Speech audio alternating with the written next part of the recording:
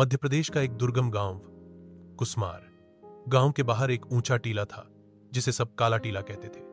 मान्यता थी कि वहां काली विद्या की साधना होती थी और रात को उस ओर कोई नहीं जाता था।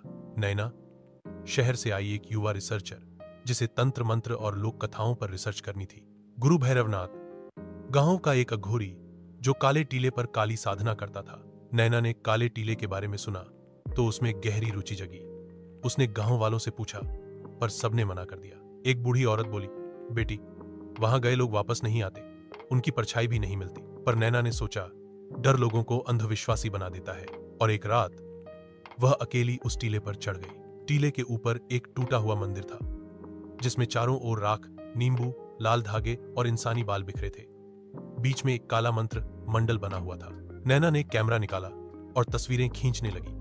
तभी उसकी आंखों ने देखा मंडल के बीच एक इंसानी खोपड़ी हिली जैसे कोई सांस ले रहा हो। तभी पीछे से एक आवाज आई, इस मंडल को पार करने वाला अपनी आत्मा पीछे छोड़ देता है। नैना पलटी, वहां भैरवनाथ खड़ा था, आंखों में कालिक और माथे पर तिलक, हाथ में हड्डियों की माला। भैरवनाथ ने जमीन पर कुछ फेंका और एक काला धुआं उठा। नैना की आंखें बंद हो गईं। जब खुली तो वह मंत्र मंडल के अंदर थी। उसके चारों ओर एक अदृश्य घेरा बन चुका था।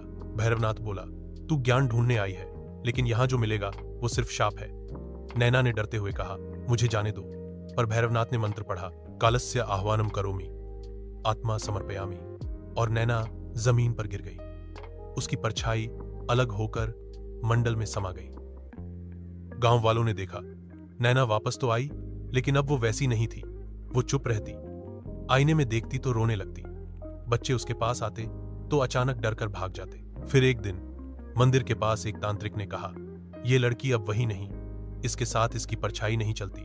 गांव में डर फैल गया। नैना की रातों में नींद गायब हो गई। वो चिल्लाती, मुझे वापस ले चलो, मेरी आत्मा वहां छूट गई है। अब कहते हैं काले टीले पर दो आत्माएं भटकती हैं, एक भैरवनाथ की जो साधना में जल गया और एक नैना की जिसकी आत्मा और शरीर कभी फिर एक नहीं हो पाए। काली विद्या सिर्फ ज्ञान नहीं, एक आग है जो छूने वाले को भस्म कर सकती है। कुछ रहस्य ही रहने चाहिए।